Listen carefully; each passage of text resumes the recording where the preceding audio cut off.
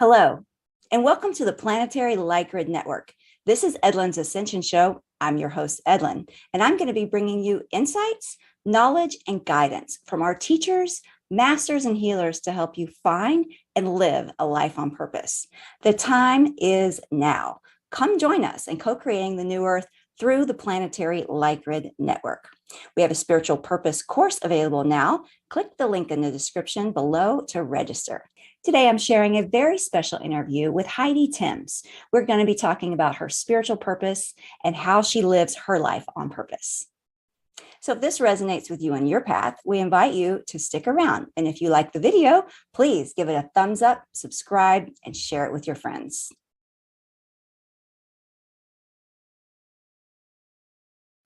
We're here today with Heidi Timms. Heidi is a guide specializing in soul purpose activation and psychic development, a multidimensional energy healer, light language channel, fellow light worker, holistic facialist. I can't wait to hear about that. Skincare formulator and online business mentor with over 20 years of professional experience and a lifetime of unlocking her abilities. She is here to support people to remember who and what they truly are and live the life of their dreams by living out their soul's purpose. That sounds amazing. Heidi, what are you devoted to today? Oh, definitely. First off, I'm really excited to be here. This is so exciting, and just to be collaborating with all these amazing, amazing beings. At the moment, the biggest piece for me is over the past few years. It's really anchored in that I'm here to be of service to other people who are on or entering their spiritual path, and to help them to start to put the pieces of the puzzle together for them. And I kind of liken our sort of spiritual journey like a big puzzle. And when each person has their puzzle looks completely different, so we don't have any framework, we don't have any blueprint to go by. And so I know from my journey, actually putting the pieces together took a really, really, really, really, really long time, because I never had any guide to sort of help to sort of steer me in the right direction that was right for me. And so that's really what I'm here for, is to help to guide people to put their own pieces of the puzzle together. Wonderful. And is there something new that are you learning now? Are you still learning? At the moment, the light language has become a huge part of my journey, and that's I had that as a child, as many of us do, many of us do. But I began to shut it down, and then when I was working with clients one-on-one, I would felt like somebody had their hands around my neck, and a huge amount of pressure. And so I was working in a clinic with a whole bunch of other really, really amazing therapists and healers. And one of them had said to me, "That's because you are not actually giving the client the information that is coming through, and you're holding it, and it's not yours to hold." And as soon as they said that, I was like, whoa, everything had just kind of dropped in. And I took a deep breath and started sharing with my clients what I was receiving. And this is probably going back maybe about 5 years. And so, that has been a huge unfolding for me in my journey with the light language, and actually helping to activate that in other people, because it's powerful. It transmutes trauma in your body. It is just, there's so many. It helps to shield you. It's phenomenal. So I know that this is a big piece for me right now. Okay. And can you define what the light language is for us? Yeah. So the way that I see it and I understand it is that you are bypassing your logical mind. So you can either speak it, people can work with their hands in doing it physically. It can be through channeled art or through dance. There's a couple of, there's a few different ways that it comes through, but essentially it is a language that, for me, I speak it, and so you bypass the logical part of your brain and you feel it through your heart. So it's nearly like people have to kind of shut all of this off and listen to all of this, and it can be channeled through different like for me, it's generally Syrian or Andromedan, because these are my soul origins, and it is just it transmutes and helps to activate different parts of your life so you can live more within your truth. And so, for example, if I had a client who was really struggling with unlocking their throat chakra, and they were really struggling to speak their truth, they had a lot of trauma around that area, maybe they had a witch wound, maybe there was a lot of different layers through other lifetimes and through this lifetimes, then the light language can help to unlock that for them. There's a myriad of different ways that light language can be used, but without kind of going too deep into it. But yeah, super, super powerful, and I'm super passionate about it. I never had any great big spiritual awakening. It was just a lifetime of having a deep knowing, and then actually trying to shut it down, and then remembering actually who and what we really are. Yeah. That's the key. It is. Yeah. And I think one of the biggest pieces was when I was pregnant with my daughter. I had a visitation. So I was in this kind of big room, and there was all these sort of pillars of light coming down, and I was getting encoded with all of this information and by these beings. And then I woke up in the morning, and I had just had the name, and I just had the Syrian Council of Light, and I had no idea, I had no idea what they were.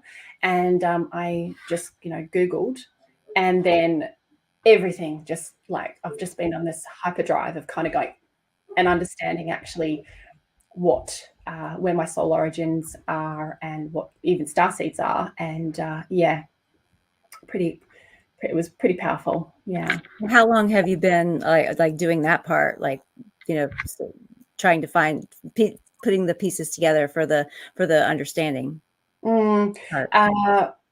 For the sort of the star seeds sort of side of things, Mm-hmm. or definitely when I was pregnant with her, that was the catalyst. I had some very phenomenal experiences when I was pregnant with her, and that was the big catalyst of actually understanding that we aren't just from this plane. We aren't just from this physical world. Even though some souls incarnate first time here, many of us who are the seeders, who had their first incarnation on other planes, and that was really opened my eyes. And it's really interesting too. I mean, obviously it's becoming much more well known now, and but it's a journey. It really is. It's such a journey. It is. And you don't just kind of go, oh, I know it now, Right. I don't know about you, but like I heard about the dark night of the soul kind of after I went through one, and there's like another one, and then there's another one, and nobody had ever told me about that part. that there can be more than one. I don't know if you've experienced that there wasn't just one, right? Yeah. No, there's not. There really isn't, and there may be more. Yeah. That's the thing. We're kind of going through a new phase of understanding, and a new up level than we often kind of pull back from everything and recalibrate. And sometimes that recalibration can be quite a what we feel is like a negative thing, but if we are allowed to be in it, then and giving ourselves grace for that, then we kind of yeah, it's an opportunity to kind of like reset and level up is the way I look at it. Yes, exactly. That's exactly right. Yeah. Okay, so what do you think is the most important thing that a person can do on their spiritual path or to find it? Yeah. Looking back, I know that if I had a guide, if I had somebody who could gently show me some of the pieces and that I could figure out for myself, because then that would have been a huge piece. And I really discredited that for a really long time. I thought, oh no, I just have to unlock it all. It's all within me, and which is true, because everything is within us. But sometimes we need somebody to help to access that. And then we do all the inner work. So I really feel that of having community is massive. Having people who actually speak your same language is it is huge. It is massive. And so having putting yourself into different containers, or connecting with different like-minded souls, or having different guides, or having putting yourself in different workshops or masterminds, those things I really believe are probably the strongest pieces. And combining that with meditation as well. Not everybody, and I realize that is that not everybody, meditation isn't for everybody. Sometimes they access different parts of their consciousness via journaling or dance. But meditation for me has been one of the hugest pieces, because that's just right there. So yeah, those two pieces would probably be the big. Okay. I think, yeah. So before we go further, I would love to hear your take on the definition of spiritual purpose. I feel like the most important thing is actually bypassing everything that we think that we should be doing, everything that we that society throws at us, telling us that we should be doing, and then actually listening to what it is that pulls us. Because when you're finding your spiritual purpose, and then you're on your spiritual path, it's never a chore. It's never anything that we kind of go, oh, I've got to go, it's time to go find my spiritual purpose now. It's just something that you are. Now that you understand that you are on a spiritual path, can you back us into like, how did you find your purpose, like what you're doing today? Because I'm assuming you're living on your spiritual purpose today, right? So kind of, how did you like find your way? Yeah. I actually got really real with myself, and I was in denial for a really long time, because I was so concerned what other people thought of me. I have had a very big journey with being a people pleaser, and I was so concerned that people would think that I was way too out there, and I was totally nuts, and I would have this a journey that I've been on, having this like rejection wound, because I have been always outside the box. Even though I had tried so desperately to fit inside the box, I've always been outside of it. And so actually when I got to the point of taking a really deep breath, and my partner has been a huge catalyst for this, because he has taught me to be much more assertive and actually living in my truth.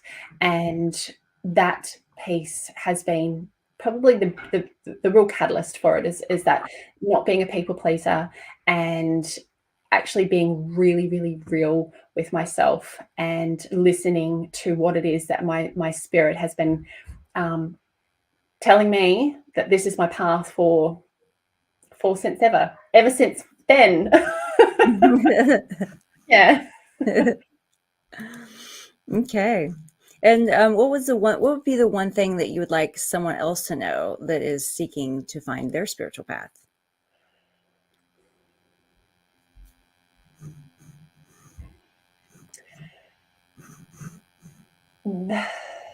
I feel like it really does come back to, and I can only speak from my journey, having support around you, because when you don't have any reference point, when you are just trying, when you're a child or as an adult, and you're trying to put all these concepts together, and you're trying to put all these pieces together, and it is really, it's like this, it felt like this big secret that everybody knew that I didn't know, and I was kind of out of the loop, and I just and trying to understand how to get that knowledge. It just felt like it had taken a really, really long time.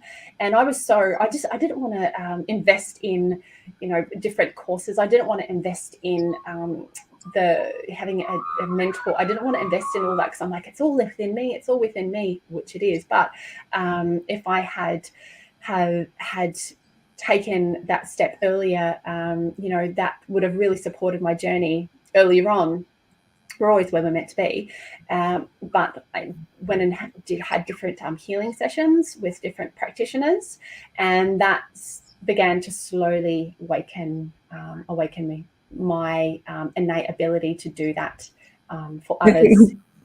Do you have a special quote that you like to either live by, or that you kind of always say or think of? Yeah. I would rather regret the things that I did than the things that I didn't do. And there was another one that always sticks with me, and it's change the way that you look at things, and the things that you look at change. I love that one. It's so true. Oh my gosh, it's so powerful.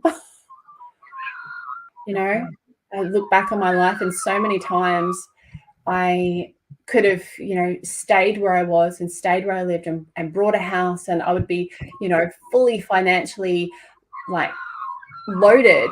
I'd stayed there, and I hadn't traveled, and I hadn't done all the crazy things I've done.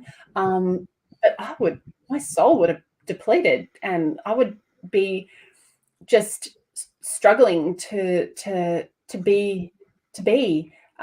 So I am all for just taking a risk and going and doing the things that you feel that you are called to do, because we just have this one life at this time, and we might as well live it to its absolute fullest. Yes, that's beautiful. Heidi, where can we find you? My website is Ora, O-R-A, by Heidi, and .com, and I have all my different offerings on there. And I've just kind of recently rejigged that. I've had it for a really long time, but it's just been redone it. And I do online sessions with clients, intuitive energy readings, and I also see clients in person as well. So that's definitely a side of, it's just, I love it. I love the online space where, time, it's just quantum. It's time. It just makes no difference whatsoever to be able to tune in. So yeah, it's exciting work. It's amazing. Great. Yeah. Is there anything more that you'd like to say? Oh, no, but thank you for this, Lynn. And, it's so, I just love how all these pieces are coming together for the Light Grid Network. And it's so exciting. I truly hope you enjoyed the video and got some useful information. We'd love to see your comments and questions below. Don't forget to hit the thumbs up, subscribe, and the bell so you don't miss any of our videos.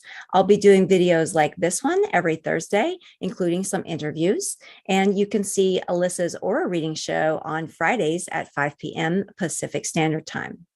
Our group has been doing meditations about a year now, Light Grid Meditations, and we're opening that up for everyone every other Sunday. We're going live with our meditations on YouTube and Facebook.